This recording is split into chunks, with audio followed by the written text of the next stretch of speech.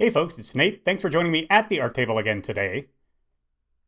The question of communication is a difficult one. I've mentioned in other videos that the basic formula of communication is to have a speaker, a receiver, and an idea. The idea is encoded by the speaker, who then transmits it to the receiver, who must then unencode it to get the original idea. Because no encoding or decoding process is perfect, it's impossible to have perfect communication. The goal of developing communication skills is to get better at communicating. Now, there are a bunch of different ways you can communicate. But the one I want to talk about, as you may have already guessed from the video, is words. Specifically, the English language. A language which I believe is very impoverished. And what I mean when I say a language is impoverished, for the purposes of this video, is that the language cannot encode a lot of ideas in a very few words. The reason for that is because our words do not mean very much, at least compared with some other languages.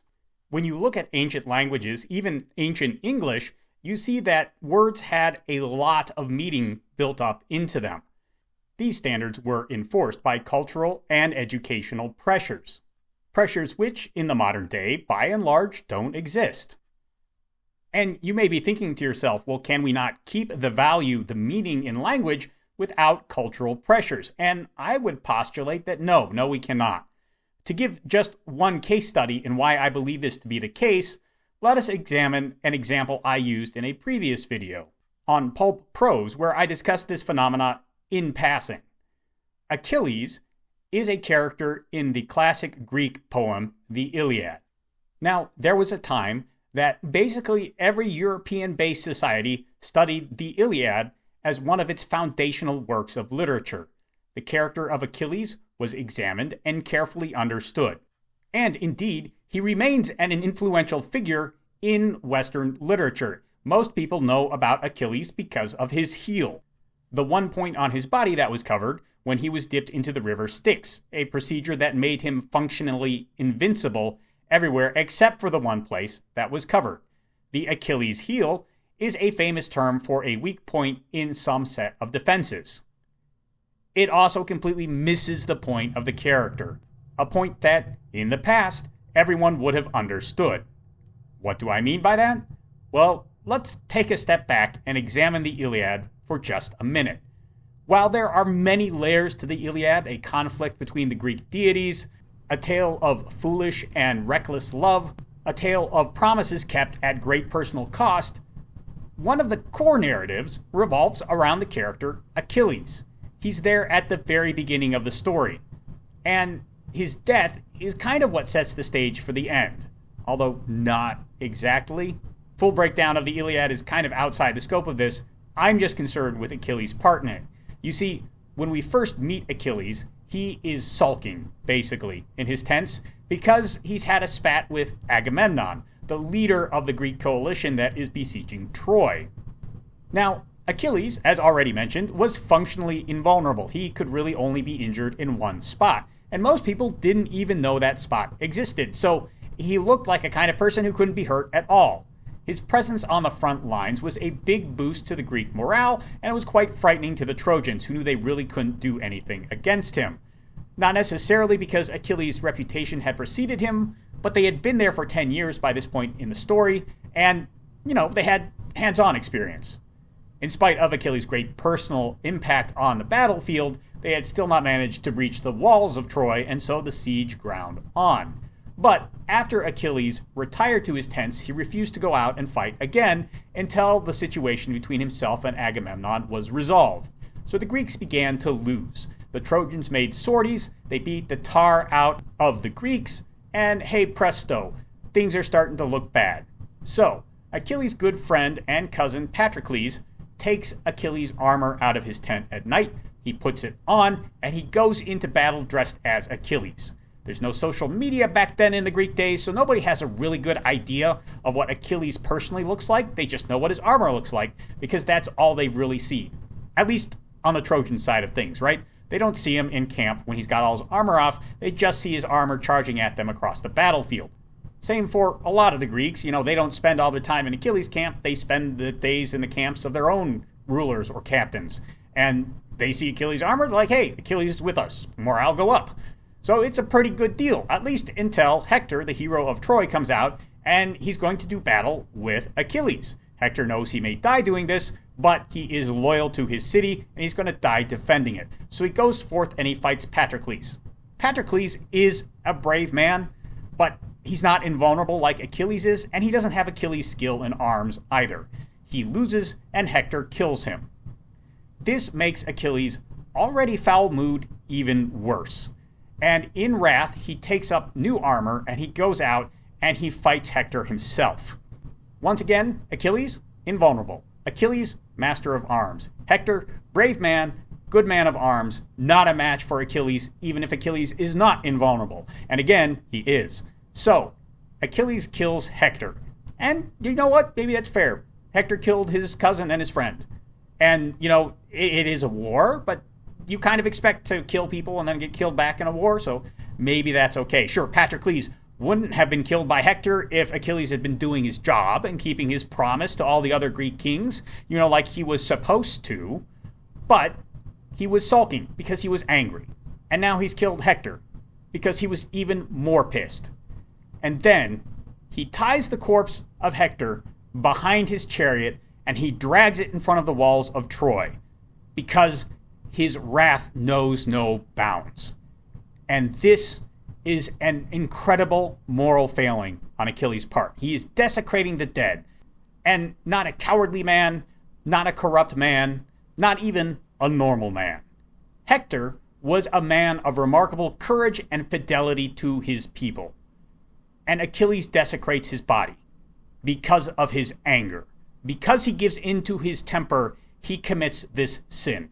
And as he is dragging Hector behind him in his chariot, Paris, up on the walls of Troy, fires a poisoned arrow at Achilles and strikes him in his heel, the weak point in his invulnerability, and it kills Achilles.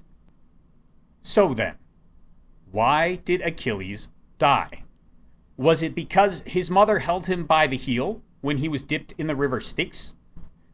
Was it because he sulked when he had a disagreement with Agamemnon? Was it because Patroclus stole his armor and impersonated him and was killed on the battlefield? Was it because he fought and killed Hector of Troy? Or was it because he desecrated Hector's body by dragging it behind his chariot, thus exposing his heel to arrow fire that normally, it would never even be vulnerable to? Well, with the exception of that very first thing, his mother grasping him by his heel, all of the other factors that led to Achilles' death came about because he could not control his temper. He allowed anger to drive him repeatedly to immoral actions. He feuded with a man he promised to obey, Agamemnon. He abandoned his duty to lead his troops, forcing someone else to fill that role, and he desecrated the body of a noble man because of wrath. In the times when people studied the Iliad seriously, when they really understood the message it was trying to convey, it was very simple to look at the character of Achilles and realize that his great weakness was his character. Greek tragedies are about character flaws. They are not about the mechanics of how a person lives or dies. They are about the parts of those characters that lead them to the places where they will live or die. Achilles wound up alone and exposed before the walls of Troy because of his character. His heel never would have been exposed to the enemy if he had not indulged his temper time and time again. Yes, mentioning Achilles can bring to mind his vulnerability in a very strange and hard to access spot. It brings to mind how moral failings can make the most invulnerable seeming person fall to ruin. So why is it when a modern person thinks of Achilles, they don't think of his character, they think of his legs? Well, the answer is because we have stopped thinking about Achilles. We have allowed him to simply become an archetype. We have fallen into the Jungian trap of thinking that everything is just a shadow cast by some bizarre, abstract thing off in the ether of the collective consciousness, some object casting a shadow that is all we can see before us. So we wind up falling into traps. We start associating Achilles with the Norse god of beauty, Balder, who is invulnerable to every object on earth except for mistletoe. This was a gift he also received from his mother, after all, and it made him mostly invulnerable. But ultimately, he was killed because someone made a dart of mistletoe, and it was thrown at him, and he was pierced and died. So, again, we have this strange weakness in an otherwise invulnerable person, and he's hit by it, and he dies, right? But no. Balder was killed because Loki was jealous of him. Loki learned of Balder's weakness, and then he crafted a dart of mistletoe, and he gave it to a blind man who then threw it at Balder, believing the dart would not hurt him because nothing else did. Balder was killed because of Loki's jealousy and lies. It's rather interesting that a god who represents beauty and love would be killed by jealousy and lies. But no, because we are obsessed with these very surface-level archetypical comparisons, we lose the depth and nuance and meaning in these two specific stories that are very different and have different things to say about the characters and world they inhabit. Instead of being rich with particular details, they are broad and empty of details. So, in our impoverished English language, these two words, Balder and Achilles, they can be very easily related to each other because all we need is some broad and general point to kind of force them together. And while this has happened in words that are derived from stories, such as the names of ancient heroes or deities, almost every important concept in the English language has been watered down in this way, to the point where we even struggle to put meaningful particular definitions on words like man and woman.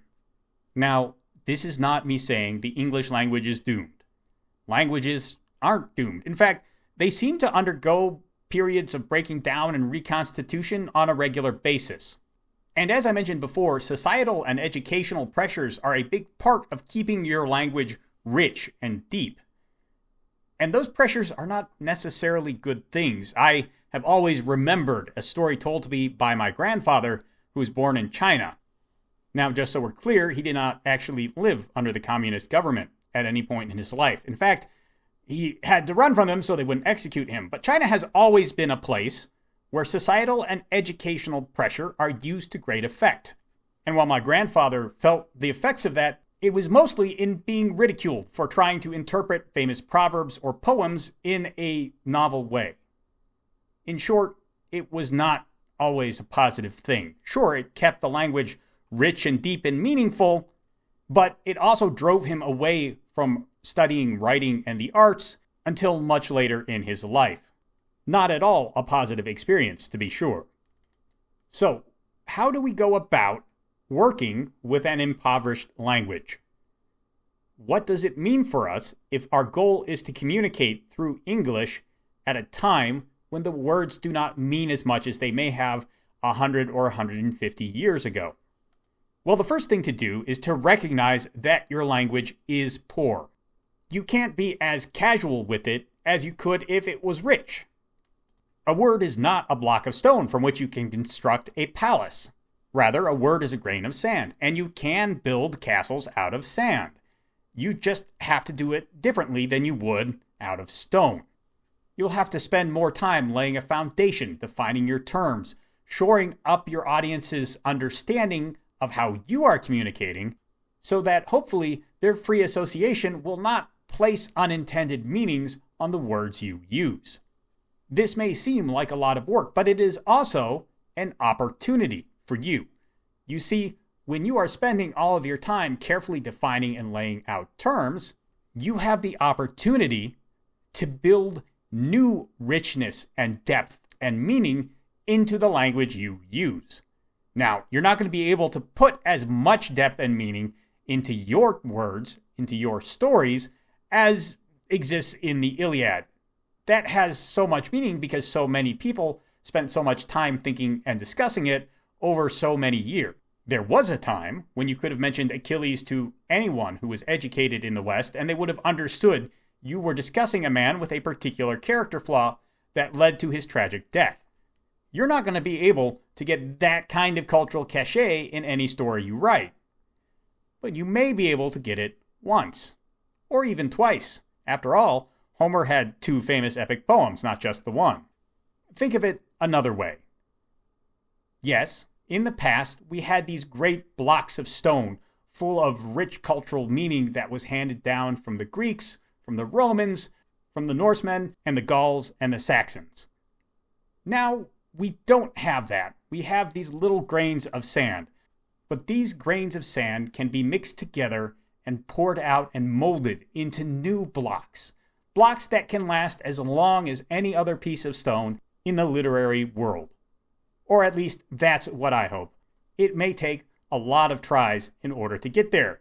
I've made my first try at that lofty goal with Have Spell Will Travel, a collection of 4 novellas and 4 short stories on sale now from Amazon. You can find a link to that in the description below. If you'd like to support me and what I do on the channel, that is the way to do it. I don't have any other donation platform or anything like that at the moment, so I'd really appreciate you checking it out. Let me know what you think about the state of our language down in the comments below, and while you're down there, there's a like button and a subscribe button. You can use those as you see fit, and I'll talk to you later.